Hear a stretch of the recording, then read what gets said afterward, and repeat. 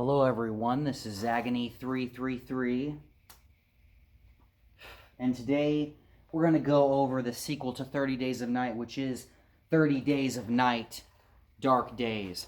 So, pretty much what happened with the first one was I watched the first one in theaters, loved it, as I said in that review. But when this sequel came out, I actually missed this sequel up until very recently. And I figured since I checked out the first one, I may as well go back and finally watch this one. It's from 2010. It's rated fucking R. It is 1 hour and 32 minutes. And what I had heard before watching this, way back when it came out in like 2010, was that it was actually a pretty terrible movie. I was very surprised to hear that, but I had heard that it was a terrible movie, didn't at all live up to the first one, and that it was a waste of time to even watch it, which may be a part of why I didn't watch it then, as well as watching other movies and other stuff like that. I've had that where, you know, a movie slips through the cracks, things like that. I've mentioned that also. I'm sure you guys have also had similar situations too. But this is what I have to say, is after watching it, in a way, I didn't find it as bad as I had heard it to be. But there are a few other things. There's like maybe some negatives and things I'm going to get into. But another thing I should probably say is what the fuck this is about, what the sequel's about. And pretty much, the first one, well, so I'll have to get into spoilers for the first one, so if you have not seen the review or the first film, you may want to check out of this vid. But pretty much the end of the first one was where Stella and Evan, it was where pretty much Evan died, and then Stella was like one of the only people that survived the situation in Alaska and stuff, Barrow, Alaska. So this one continues her journey, and she, in the aftermath of that, tries to pretty much reveal the existence of those vampires and of more like them that terrorize the town, and pretty much no one listens to her and stuff. So it's in a way almost somewhat similar to Resident Evil, where, you know, STARS members try to reveal how terrible Umbrella is and no one listens. But anyways, so she ends up wanting to do something about it even though no one's listening to her. So she ends up banding with other survivors from other situations like hers, and they pretty much decide to try to take down this vampire queen, which is a pretty cool, you know, concept to me. And in a way, it also reminded me of a game called Hunter the Reckoning, which that's a good series, by the way. I've played only like one of them. It's Wayward. But that's a good series, by the way. Check those games out. They're on, I think, like PS2 and Xbox, GameCube, that era and stuff. Really good, underrated games, though, by the way. But if you like, you know, killing zombies, vampires, all that kind of shit, you'd probably like those games, and it's co-op too. Thought I'd mention that. But here's one of the things. They actually got a different actor for Stella, sadly. But in this case, it's another one of those situations like I had mentioned back in the Devil's Rejects review, where, to me, it's a rarity that I find when there is a replacement that the replacement lives up to the original actor or does better. But in this situation, I feel like, you know, it's about the same. Maybe they at least got a decent actor to replace the other one. I wouldn't say this one's exactly better, but they at least found someone who is a decent replacement rather than finding a downgrade or anything like that.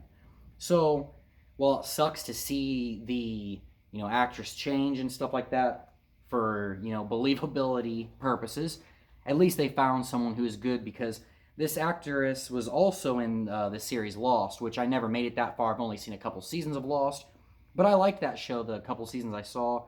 And there's another actor in there in this movie that was also from Lost as well, and he did a pretty good job, I would say. And that's another thing, check out Lost. At least I liked it. I heard the end of that is terrible, but I've only seen 2 seasons, but loved all of what I did see. But yeah, the main actress who replaced Stella, I thought, did a pretty good job here. There were a few actors that actually did pretty good, but the big negative here is that the great effects that we saw last time in the original 30 Days of Night aren't very present here. A lot of the effects have been way toned down. You can tell it has much less of a budget. So there's a lot of like cheesy effects and things like that, which kind of, I feel like, takes a little bit away from, you know, the believability and what made the first one cool. I mean, there's cool camera shots and things in this one, But I just feel like, if they could have kept the effects like how the first one was, it would have elevated this film a little more. But there's another thing that I would also say, and that is, this is a big positive, is that it does flush out some of the lore. You learn a little bit more about how this, universe's vampires work.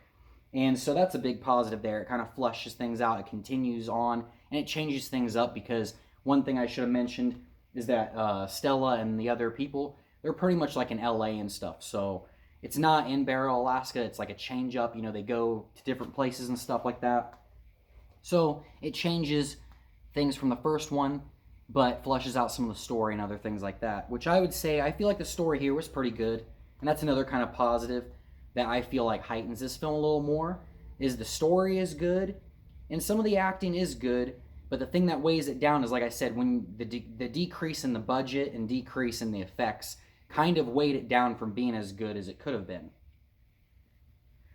And yeah, I put decent story here, but this is one thing I would say. I do believe that there's also comics of this as well, The Dark Days, the sequel. I believe there's comics of that. Don't mark my words, because it's something I didn't exactly research, but I do believe in the past I'd seen something like that. And I was going to say that the comics, I feel like, would maybe be better than this film, to be honest with you. For the first one, I thought the film was fucking great, and that the comics might be even better, or at least comparable. In this case, I feel like if you're wanting to check something out, you may want to just go with the comics, or, if you're a big enough fan of the original, you'd like this as well. But yeah, I put there that the actors did pretty good, all that stuff. And this was, I guess, the final thing, because, yeah, I don't even know if I'm really going to need to get into spoilers. I may have, like, one or something. But this is what I was going to say is, compared to the first movie, it doesn't. It doesn't compare to the first film, in my opinion. And that's just because of how awesome the first one was.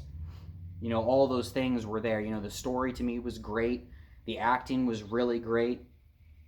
The location was kind of a unique one. And, the way all of that was handled, the effects, the really awesome, cool, unique shots and stuff there, all that kind of stuff, it blended together to make, to me, make 30 Days of Night something special, even when it comes to vampire type stuff. Whereas this one, you've seen that decrease of budget, you've seen some kind of replacements which were okay, but not all of the acting is great. So you have kind of a mixed thing here.